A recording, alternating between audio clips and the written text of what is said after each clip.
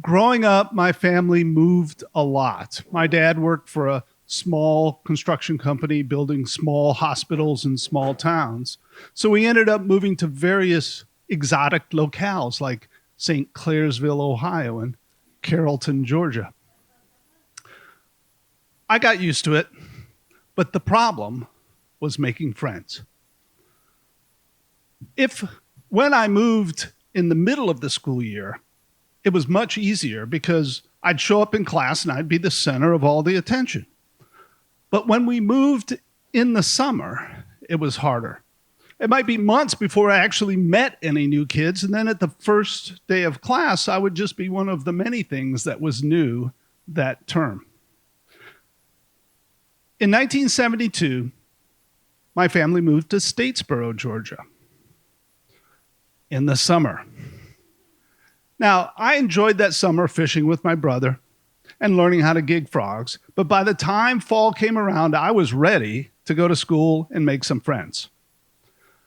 Now, there were other things going on that also made it difficult this particular year. First of all, it was the first year of junior high, so everyone was in a new school, and Statesboro, Georgia had just started court-ordered busing for desegregation. So now we were changing buses halfway through and everybody was in a strange place. I was not going to be special or noticed. It was going to be hard to make friends. On the first day of school, I realized there were other things that were making it hard as well. We had an assembly and the principal taught us some of the rules of school, like how long your shorts had to be, no short shorts, and how long a spike could be on an afro pick before it was considered a weapon. I grew up in Michigan in a small town that was approximately 100% white. I didn't know anything about wearing shorts to school, and I didn't know anything about race tensions either. This was not going to be easy. Now, I sat at assembly next to a white kid, and we started talking, and as we were leaving, going to our first class, he said to me, "I wish it were like the old days." I thought, well, what do you mean? He said, "You know, when we could carry whips." What the fuck? What kind of a place did I just move to? Well, thinking back as an adult self on that moment, I could tell he was testing me. Here I am, a Yankee moving into this town, and they had just started busing, and it was only a few years after Martin Luther King had been assassinated. Well, if it was a test, it definitely worked. I never spoke to that kid again. But I still had my problem. How do I make friends? I knew I had to go about it with a little more caution. And then that Friday, an opportunity presented itself. Friday, in homeroom, we had show and tell. Now, this was not your kindergarten variety of show and tell. This was serious stuff. A girl brought in a photograph that her grandfather had taken during World War II of Mussolini hanging upside down, his body riddled with machine gun fire. Heady stuff. But then it occurred to me, I could use show and tell to somehow attract the right friends. I could express who I was, my personality, and get the right kind of kids to like me and become friends. But what could I bring? What would be the thing that would do that? Well, about this time, the country was going through one of its periodic UFO crazes. Now, even as a 12-year-old, I realized how silly it all was, and I was amazed at how credulous people could be when it came to things like UFOs. So I decided I would bring in a picture of a UFO. Now, I've never seen a UFO, let alone taken a picture of one. I was going to fake it. Here's what I did. I took a Legs egg. Now, you remember Legs?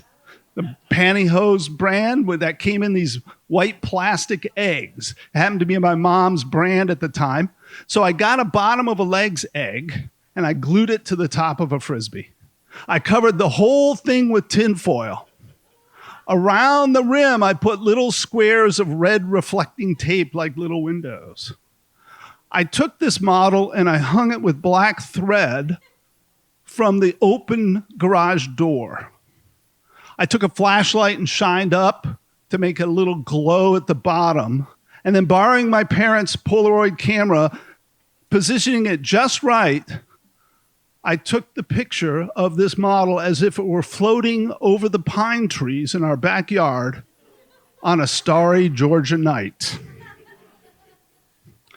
The result looked ridiculous. It was the wrong proportions, the wrong lighting, the wrong focus. Nobody could believe this, but that didn't matter. I was going to bring my proof for extraterrestrial life into show and tell, and I'd put on my serious face, and I would show it. And then I would be able to find the other kids that had my sense of humor, that could laugh with me at these other people who believed in silly things like UFOs. So the day came and I showed my picture. And then I waited. And that afternoon, I got a reaction. My teacher said, "The principal wants to see you in his office." Crap. I didn't know you could get in trouble for violating the sanctity of 7th grade show and tell. I waited nervously outside of the office and was finally called in, and the principal said, "I understand you brought a photograph into school today." "Yes, sir." "May I see it?" As he looked at this and studied this photograph, I'm thinking to myself, so what kind of punishments are possible in Georgia public schools in 1972? I mean, detention? Suspension? Paddling? God, hopefully not paddling. Finally, he looks up at me and says, "Son, I can't tell you what to do. It has to be your choice. But I think you should take this picture to the papers."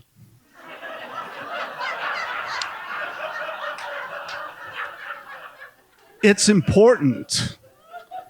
People want to know.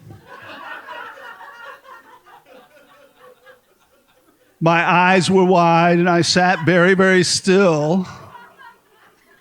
And I said, "Yes, sir. I'll think about it." As I left, I realized I wasn't going to get paddled. I wasn't going to get punished. And I realized that not all adults, not even ones in positions of power and authority, can be trusted to have any kind of critical thinking skills.